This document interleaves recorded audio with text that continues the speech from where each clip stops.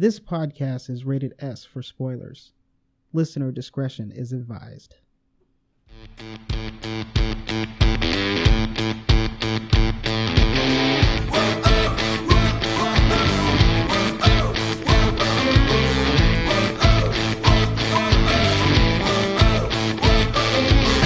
to the Half Past Podcast. This is episode 87, the movie review of Joker. I'm Graham Ricks, and here with me is my friend and co-pilot, Mr. Cora Riley. Oh, that's right. I'm a married man now. I love that intro. She's going to love that even more. Oh, I'm sure she will.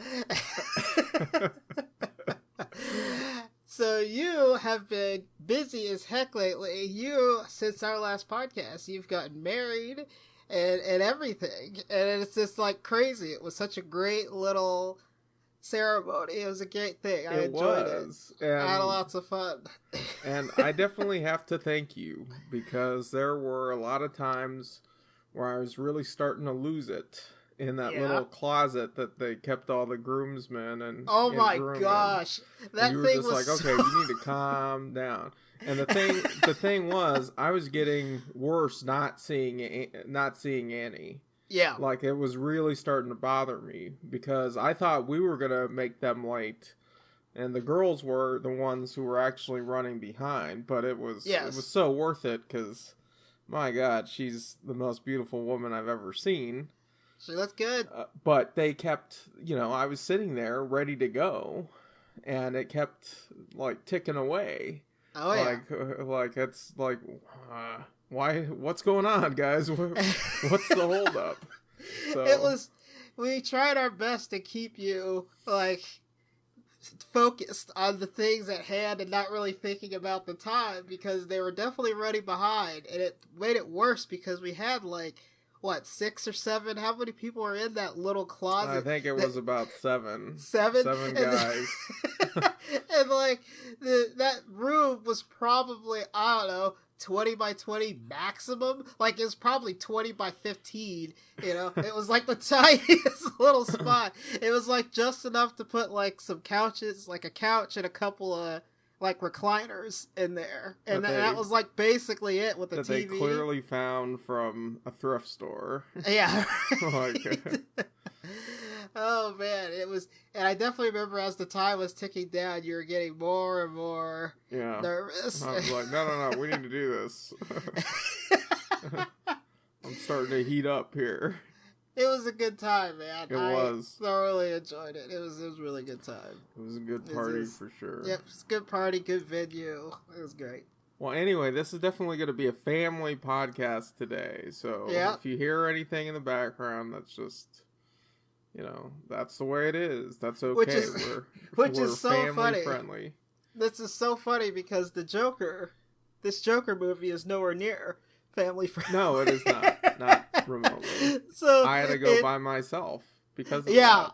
It is a rough thing. And I remember at the theater we went to, there was actually, and there's been signs up ever since Joker came out, like after the first weekend, there's been signs up specifically stating that this isn't your normal comic book movie.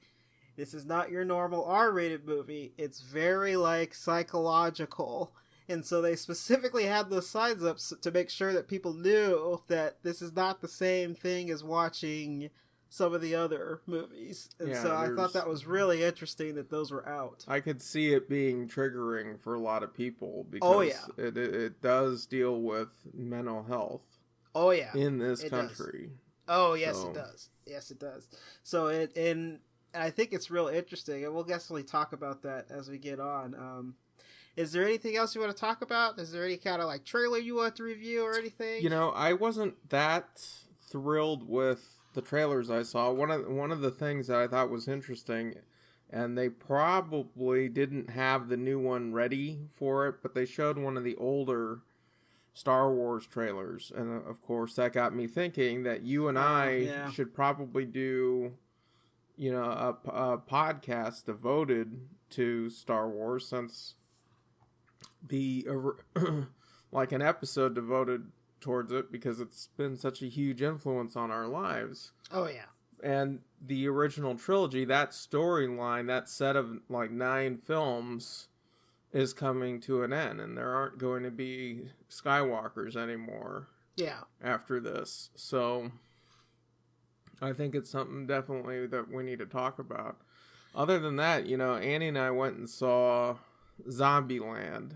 Oh, yeah.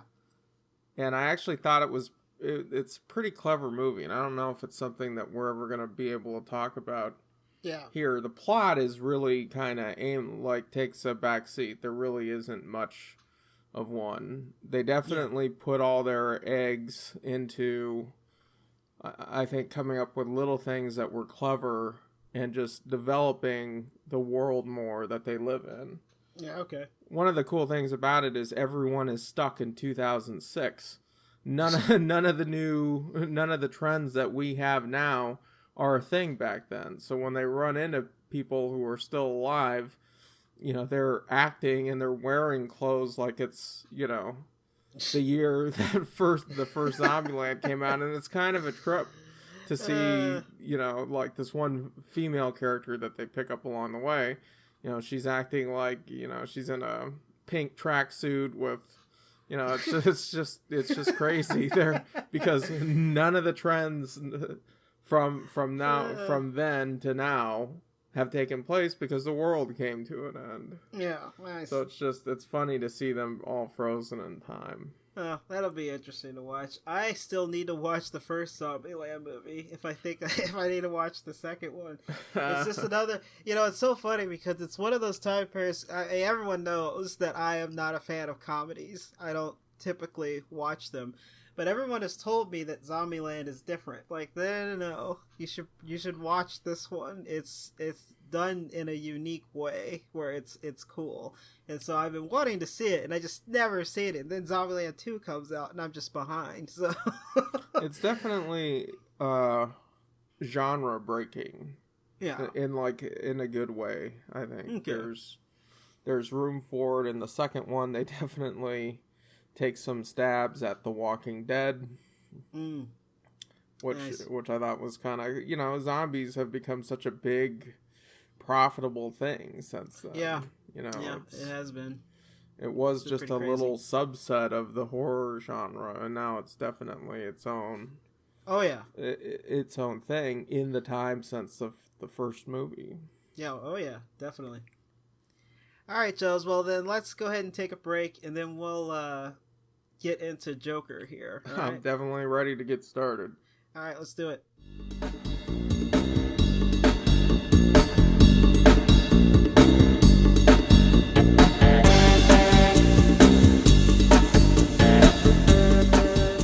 In Gotham City, mentally troubled comedian Arthur Fleck is disregarded and mistreated by society. He then embarks on a downward spiral of revolution and bloody crime. This path brings him to face with his alter ego, the Joker. So that's the synopsis of this movie. It's a very different version of, at least it goes more into the mental aspect version of the Joker that we don't see very often unless you actually read the comic books. So it's kind of an interesting thing to see this movie do this, because we've never seen this before really on screen. So that's what I think is really cool. This movie's directed by Todd Phillips, who has done nothing but, he's like a writer, director, and producer, and he wrote and directed and produced this, and he spends most of his time doing comedy movies. Yeah. Which is very interesting because he did like Old School, he did all of the Hangover movies, and then all of a sudden he did like War Dogs, and then he did this movie. So it's like, I don't know where he's gonna like sit as a director, because like this is very different from everything else he's done, and so it's crazy to see this happen this way. And I'll actually get, in terms of when we start talking about our quirks and likes, I'll start getting in terms of his directing, because I think he does a really good job. I think so. Yeah. Oh, sorry. No, go ahead. Just to kind of, and I might be jumping the gun a little bit. It's so funny that you mentioned those other films that he does, because he does a movie called The Joker, which is really short on any kind of comedic element. Oh yeah. Right. Oh, I mean, it's like, it's almost non-existent. Yes. So I think, and I don't think that's because of a lack of talent anywhere. I think No. it's a choice by him to really show Arthur Fleck's turn. Oh yeah. And you know just how twisted his view of the world is, and it's unfortunate because it is a tragedy. Yes, it Very is. much. It really is. And the thing about movies like this is you don't see very many tragedies nowadays. It's like a genre that you think of, like when people think of a tragedy, you automatically go to Shakespeare. Like that's how far back people typically go. But this is definitely like that sort of genre. Obviously, it's a psychological thriller, is how they would define this movie. But really, it's a tragedy. It's like that's how this whole thing goes through, and it's like brilliant. It's like I think it's really well done. This movie starring Joaquin Phoenix as Arthur Fleck, who's just like a great actor. He's like always good. Like I've always liked Joaquin Phoenix, especially when you get him in something like Gladiator and Walk the Line. He's just like, he's got that quality of acting where he could hold this movie, and he does it well. Robert De Niro as Murray Franklin from Taxi Driver and Cape Fear, if we're going to go back to the 70s. That's fine. I'm sure everyone knows who Robert De Niro is, and I'll talk later on this character later. Zazie Beetz as Sophie Dumond. She was in Geostorm, and she also shows up in Deadpool 2, which is another character that has shown up in, she's another actor that's shown up in multiple, like, comic book style movies. It's kind of funny how many of those actors exist. You know, I didn't even recognize her. That's kind of funny. Yeah, it's definitely her in Deadpool 2. Frances Conroy as Penny Fleck, who's been around for a while, and she's probably best known for 6 Feet Under and American Horror Story. That she's in like all of the American Horror Story things. Brett Cullen as Thomas Wayne. Now Brett Cullen's one of those actors where I feel like his entire career is based off of bit parts. Like it seems like he always has these bit parts in all these movies. I recognize him, but then I don't recognize him. Like, I'm like, I know I've seen this guy in, like, probably 6 or 7 other movies, but I have no idea which character he plays. And that's kind of how he is in, like, all of his movies. Because he also shows up in Ghost Rider and Dark Knight Rises. He's, like, one of the congressmen in Dark Knight Rises. It's just so weird how he shows up in things. Shea Whigham as Detective Burke, another actor I see a lot in different movies and shows and stuff that pops up, but he's probably best known for Boardwalk Empire, but he also shows up in Kong Skull Island, which we did a podcast on a while ago. The last one I'll say here is Bill Camp as Detective Garrity, who was in Lincoln and 12 Years a Slave. I really don't have much to say about him. He's just another one of those actors where I see him in things, but he's just kind of does bit parts the whole time. So, you know, I'm looking at this, but it's really the Joaquin Phoenix show. Oh yeah, for sure. Oh yeah, it's definitely that. I mean, like these are all supporting actors for sure, to him up in and this down movie. The list. So I think it's a solid cast, but it's definitely his show for sure. It's definitely his show. I mean, 98% of this movie is Joaquin Phoenix. Yeah. You get more vignettes with De Niro. You get vignettes with Frances Conroy as Penny Fleck to kind of influence her, and you get vignettes with Zazie Beetz. But even these two detectives that I mentioned are not in it much. They're barely in the movie. So I mean, it definitely is it's Joaquin Phoenix's movie for sure. So let's go ahead and just go right into the quirks and likes, man. Do you want to go first? Do you want me to go first? I thought you were going to throw it in my lap, so I could. I could go first. You want to go first? This is the first time you've given me a choice. Usually I just force it on you. Yeah. You want me to go? I'll go. Go ahead. Go. Let's do it. Okay, so how long was it? Because I figured it out right away. But how long did it take you to figure out that everything going on with his girlfriend was a bunch of bullshit? And in his Immediately. Okay, so yeah. Yep. Immediately. I was like, the very first scene where he asks her out, I knew immediately that this isn't correct because his personality changes so much, And he's talking to her at the door or whatever, and he's like hitting on her, and he's just like, oh, well, you should come. And he's cool. He's like, yeah, cool he's like about cool, it. and he's calm. Yeah. He's a totally different character. And I'm like, there's no way this is real. There's no way. And then it just continues on, especially when you get to the comedy scene where he's kind of bombing. Yeah. And they keep having these shots of her like smiling and everything about how he's like as if he's doing a good job, but he just isn't.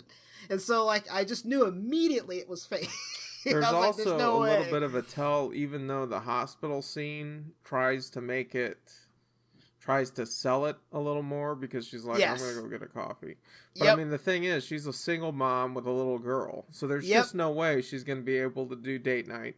There's no way she's going to be able to sit there at the hospital for... The little girl is nowhere in Right. sight in any of those scenes. And so you're just like, there's no way this is real. Exactly. Yeah. It was immediately, Jones. Okay. All right. Well, that's good. I thought it was interesting that some of the more, like, the most terrifying scenes for me with the Joker in the movie is not when he's actually the Joker. Not when he's got the makeup on or whatever, but like there will just be close-ups where he's not saying anything at all, and I think it's you start seeing him start to snap that he's slipping into a hole, like when his boss is telling him, look, you creep everyone out, and you know he's just got this smile, and it is genuinely the most terrifying version of the Joker that I think we've ever seen in any form. Like this one smile that he does, and he's not even wearing the makeup, which I think is the thing that's really kind of interesting. And that's all goes to the credit of how it's filmed and Joaquin Phoenix's acting. Yeah. It's so subtle. Yet so creepy at the same time. But even just how it's filmed, it's like a really close shot to make you even more uncomfortable. And right. Like you can kind of hear everything fade out, like the audio kind of fades out, and you're just like, this is like a really uncomfortable, creepy scene. and it happens a lot. It's layered. The movie is layered with things that start getting really uncomfortable. Oh yeah, psychologically speaking. Oh, One of the issues I had, and I know Robert De Niro is like one of the greatest actors of his generation, but I really wish they would have gotten an actual comedian to do that part. Okay. I think that Arthur Fleck should have had someone else, should have had a comedian to play off of. I didn't think the stuff with Murray Franklin was very funny. So if he's supposed to be like a Gotham version of Johnny Carson, I just don't feel it. It's not there for me. It was very clear that they got the very best actor that they could, but it wasn't how it should have been had they gotten an old comic, someone who had done stand-up in the past. I don't have a name to throw out there, but I'm just thinking have that no name whatsoever because a lot of those comedians are gone now, unfortunately. Right. Yeah, well, like who could have been interesting is someone like Mel Brooks. That would have been really interesting, but Mel Brooks is really old. Like he is, yeah. But I mean, Mel Brooks is very old. Mel Brooks is so old that he doesn't even really do movies anymore. He's taking. He's in his 90s, but he's an old man. Definitely a comic from that generation, or maybe one a little bit newer or something. A little bit younger than that. But I mean. That's kind of the style. That's the era that they needed to go through, and I had a tough time with that because that's you so look at him and he's definitely Robert De Niro. Yeah, he's definitely Robert De Niro. So, that's so interesting because I had mixed feelings about this Murray Franklin character because to this day, when I watched it, I was like, I would totally watch Robert De Niro do a late night show. But that's what it is. It's Robert De Niro doing a late night show. It's not a late night show host. Right, yeah. but the whole time I was like, I would watch Robert De Niro do a late night show. So I was like okay with it. But it definitely isn't what I think they were trying to convey, which is what you're saying, which is the Johnny Carson type character. I think that's what they were trying to do, but that's not what comes out. And they did more of a. I mean, I understand going and getting him because he's from Brooklyn. Yeah. And they're trying to do a more Gotham. They're trying to do a more New York version, and he's got that sense of toughness. Yes. But it's not like you couldn't get that from someone who actually was a comedian who might have been able to ad-lib some things that weren't in the script. And I mean, I think as a whole, the one criticism that I have about this movie, and this is just me personally, and it's not a mark against Joaquin Phoenix or against Todd Phillips, but as a whole, I don't think the Joker is funny enough as a character. I think he needed to be just a little bit funnier, even if it was in a strange way, as opposed to just being strange and, someone whose society totally left behind. Yeah, I think there could be some of that, but he wasn't quite funny and like the Joker, and maybe this leads into my next point. To me, this is not a canon version of the Joker. It's an interpretation. No, and it's not supposed to. It's an interpretation. It's not supposed to be, and that's not a bad thing. Because when you look at the Dark Knight trilogy that Christopher Nolan did, that is an interpretation of Batman. And I thought it was a very good one. But the thing that he nailed about the Joker, and that Heath Ledger nailed in his performance, is that the Joker really he genuinely wanted to spend the rest of his life in a padded cell with Batman. And he really wanted to push Batman into doing the one thing that Batman can never do. The one vow that Batman always has, that he's never going to take that step and take a life. And so as a result, they were destined to do this dance always. The Joker's going to find a way to get out. He's going to find a way to cause havoc again. So I think in the Dark Knight, they really nailed that relationship in a way that I don't think many other things have been able to nail, except for maybe like the 90s cartoon version of the show. Yeah, the Batman animated series. Right, yeah. But that's because they have multiple episodes to sort of build that. Oh yeah, that relationship is definitely built in that. So I think it being an interpretation is not a bad thing. But for me, a lot of the cleverness behind the Joker is missing. Because once he finally puts on the makeup and he decides, look, I feel the best when I'm killing people, at that point he just becomes an absolute killer, and in the end he's nothing more than that.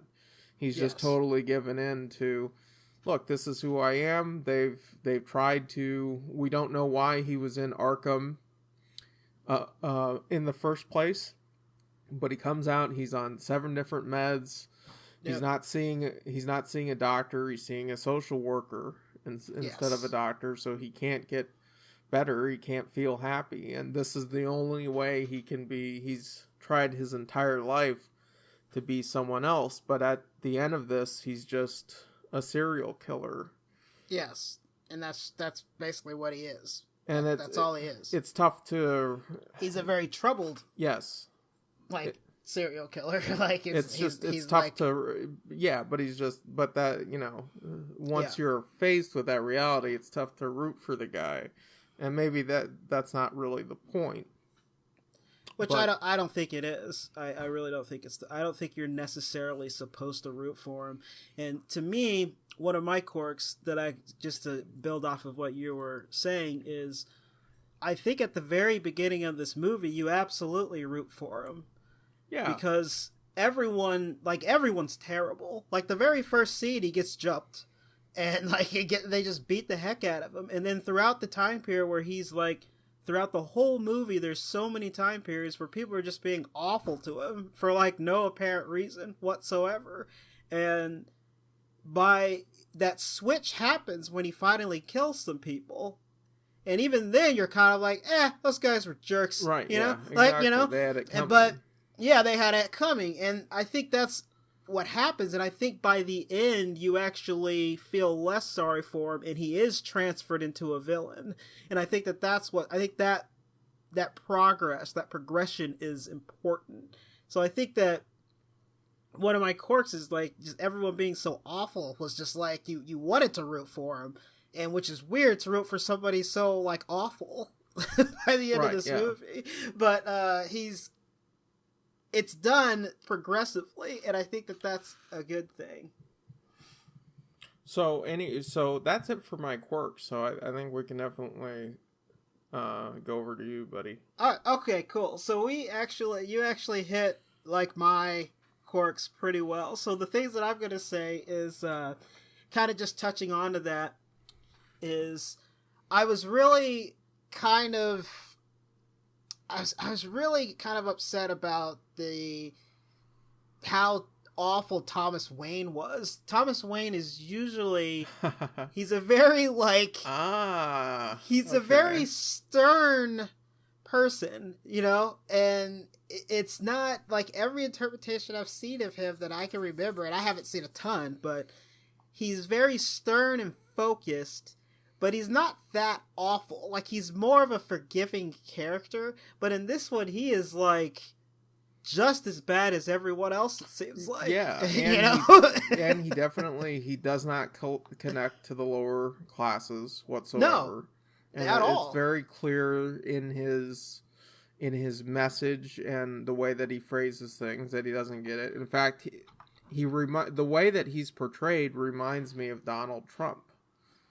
Right? So, you know, it was a little jarring to see his reaction, especially when he punches Arthur in the face. Because he even punches Arthur in the face. And you're just like, this version of Thomas Wayne is, like, really awful. And it's a part of the whole process of... And it's one of those things where, like, I mean, all of these quirks I have in this movie, I don't think hurts it that much. But they're just, like... It's another one of those time periods where we're talking about quirks and likes and how this is actually just a quirk. It's like, it's not a bad thing, but it just like rubs me the wrong way a little bit. So having this version of Thomas Wayne be like just really awful, and he definitely has this like really like terrible politician type feel to him. And even like I remember even when they're showing pictures of him in the newspaper, I swear that photo is like right out of like Ronald Reagan. It looked like freaking Ronald Reagan in that photo. And it just like, well, why is he like he's like very like politician-esque, but he's like the worst possible version of a politician too. So it's just like really weird. And I was just kind of like, this is just kind of a strange thing. So that bothered me. The only other couple things I have are just kind of just comments I want to make, which is I have to make a comment that when you're watching this movie, I thought it was so funny because I went to go see this with Jackie the other night, and Jackie like had the hardest time looking at him, how skinny he was, because he's very thin, and there's a lot of scenes where his ribs are very apparent. Yeah. And it like adds to that creepiness factor, which like it was just funny to see her like squirm. Like there's a lot of things in that movie where there's like stuff that's creepy and weird, but for some reason that specifically like really creeped her out. She like literally was squirming in her seat every time she saw his ribcage, and I was just like, that's absolutely insane. So I just wanted to make a comment that it was like it's really hard to watch at times, and that's not necessarily a bad thing, but it definitely limits your audience like so much, because there's a lot of people that I can see cannot watch this movie.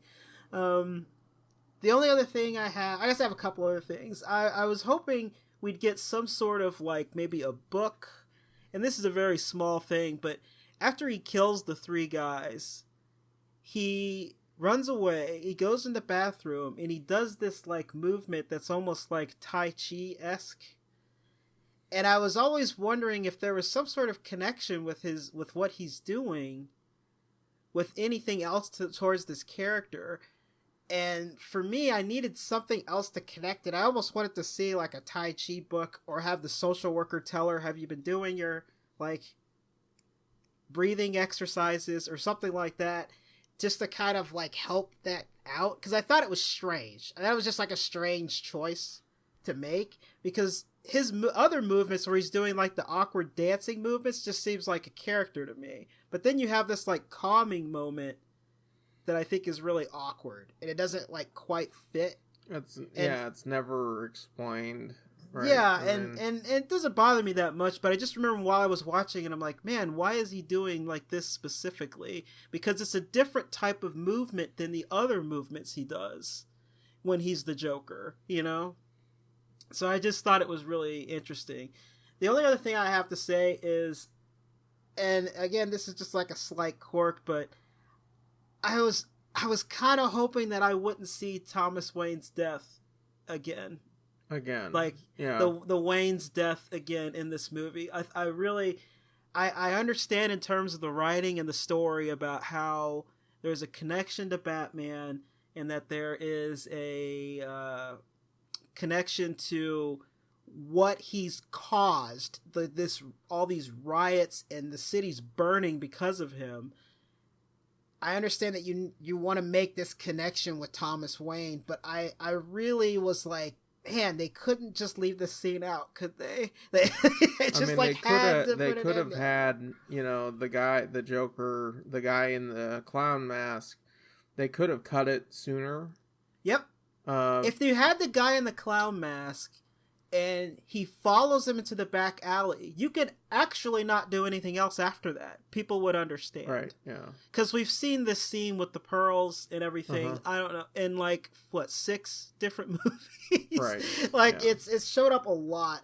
And so it's, I was definitely disappointed in seeing it. I was just like, man, this, like, I understand the connection has to be there, but I don't like that we saw like the whole scene, and then we got the scene of both of them dead, and the shot of Bruce Wayne standing there as a child in between his dead parents. And I was just like, man, like, I didn't want that shot to be in there. I wanted this to kind of stay away from that, because I thought it did such a good job just hinting at little things throughout, and not really making a direct connection with Batman. So that was probably one of my major quirks also. So okay, I got you. That's all I got. So what do you got for likes? You know, I kind of disagree with you a little bit. I on the issue of Thomas Wayne.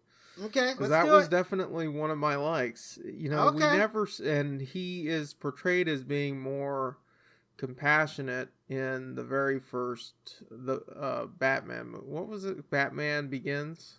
Yes. In Batman Begins, he's portrayed a certain way, and I've never liked that. And you're right about them showing that death scene way too many times. Yeah. When we don't necessarily understand who Martha is and who Thomas is. We don't understand. We don't understand who Bruce's parents are. Yeah, you know, we always get this one scene, and it seems, and it's brutally cruel, but it has to do with Batman's genesis. Yes. And him wanting to stop every other bad guy, so this never happens to another kid again. Yeah. So I get that. I thought it was really clever that the unrest and everything led to their death. That was cool. I enjoyed that. So I thought that was very, very clever and well thought out. I do agree with you. I don't think we needed to see that. You know, and the fact that it's something the Joker's laughing at the end of the movie, I think makes a whole lot of sense. And then he says, you know what? You wouldn't get it. Yeah. I'm like, great. That's the Joker. That's like the perfect line. Perfect line for him to just end the movie on. Yep, and I think it's great. And the only problem, I just hate that they had the scene in there, man. I feel like if you had a clown, you had the clown guy go back there. There's a scene. Obviously, he's following them down there. You really just needed them walking away and him walking towards them, and it would catch on. You would know what's going on, because everyone knows. Even people who don't read comic books or anything, we all know how this happens. So it's just one of those things. We'll see how it shakes out, but as I was watching it, I was like, this is definitely like an Academy Award worthy performance. So I think Joaquin, there are those times when you're watching something and you're like, okay, this is definitely something next level. So I'd like to see him get it.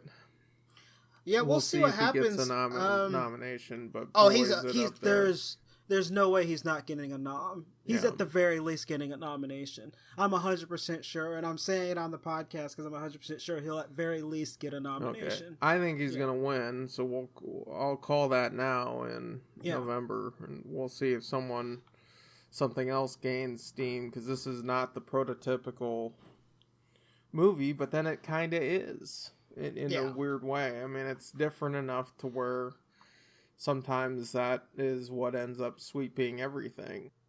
Yeah. At times it's funny, at times I loved the music that they have. Yeah. And at other times I was just like, what the heck? Like, is this a movie about a monk dying? What the hell kind of music is like it? Like the music would just all of a sudden just change. And I think that's like another little psychological element. Yes, I think so. But it would get to where, like, how would you even describe the score of this? It's like sometimes they have the perfect thing in there, and sometimes I don't understand what the hell they're thinking. That's great. I love the scene, and I understand why it's being replicated so often, but I love the scene of him all decked out, and he's dancing down those steps. Which apparently are super dangerous in the winter time. So a lot of people in Brooklyn are pretty pissed off that it's now become a tourist spot. But I mean, it's an iconic scene. I mean, it is. It says really so much about his personality and where he grew up and everything. And it even and having that scene in there is such a great evolution. I mean, this is, again, one of my likes, too, is how this movie is filmed.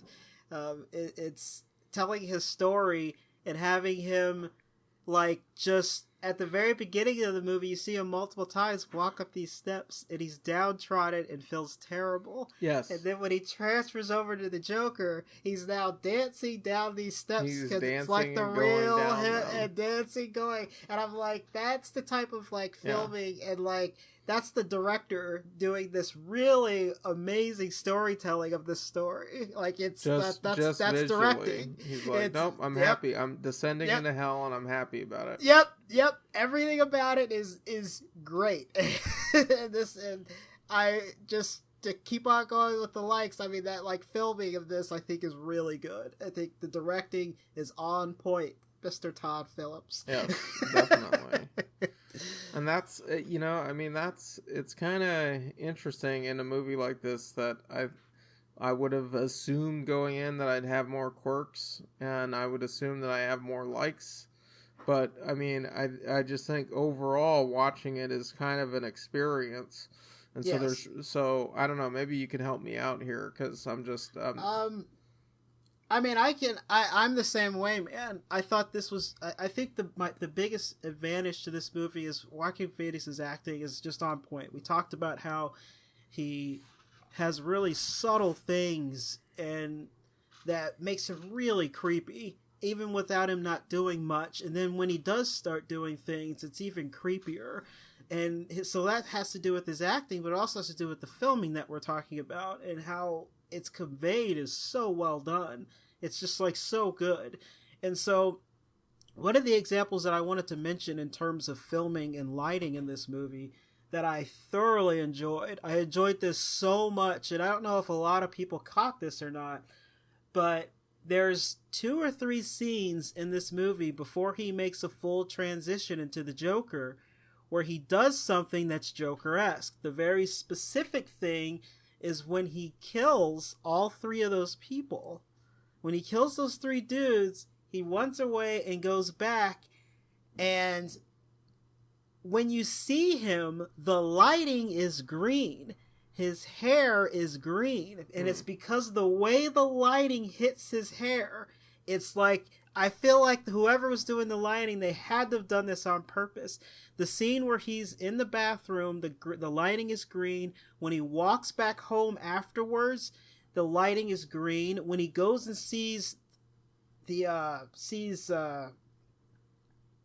Sophie, and in that fake scene that doesn't actually happen, the lighting is green. It's like so cool that I can see his hair being green, and he makes the full transition when he actually colors it green later. Yeah. And this happens multiple times in this movie, and I freaking loved it. I was like, this is amazing that they are able to show that he's like, every time he's like the Joker, they have this like greenish lighting on him that lights his hair up green, and I just like loved it. I was like, that's so cool that you have this like really creative, clever way of showing that no, he's the Joker right now. Yeah. but hasn't made the transition. That is a really good catch, my friend. It is really good. I was looking at that and I'm like, okay, this is another level of like directing. Like, this is, somebody thought this like thoroughly out, and it was so good. I really enjoyed it, and I just wanted to make sure that I said that specific thing because I thought it was so good that occurred. It was so cool. The only other thing that I also love about the filming is one of my favorite scenes in the movie, other than when he gets I mean, I have a lot of great scenes. I can go on and on about great scenes and how this was filmed that I love. I've already talked about all the lighting where it's like greenish when this happens, and I really enjoy how this movie ends. Like, I love him walking away with the bloody footsteps and just like like it ends in such a perfect, he's like, oh, you wouldn't get it.